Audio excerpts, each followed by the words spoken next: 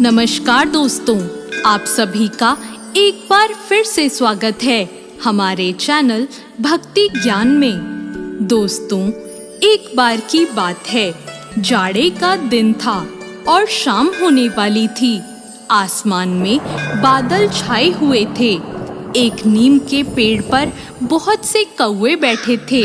वो सब बार बार काव काव कर रहे थे और एक दूसरे से झगड़ा भी कर रहे थे। इस समय एक मैना वहां आई और उसी पेड़ की एक डाल पर बैठ गई। मैना को देखते ही कई कौवे उस पर टूट पड़े। बेचारी मैना ने कहा, बादल बहुत हैं, इसलिए आज अंधेरा हो गया है। मैं अपना घोंसला भी भूल गई हूँ, इसलिए आज रात मुझे यहाँ बैठने दो।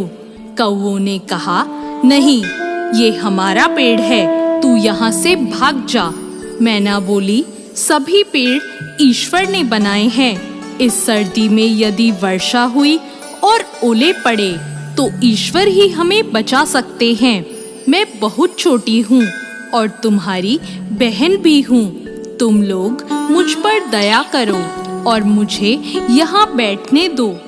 कौवों ने कहा, तेरी जैसी बहन हमें नहीं चाहिए। तू बहुत ईश्वर का नाम लेती है, तो ईश्वर के भरोसे ही यहाँ से चली क्यों नहीं जाती?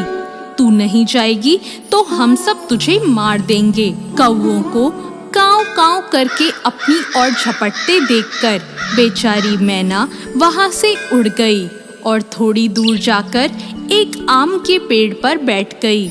रात को आंधी आई, बादल गरजे और बड़े बड़े ओले बरसने लगे। कौवे काव काव करके चिल्लाए।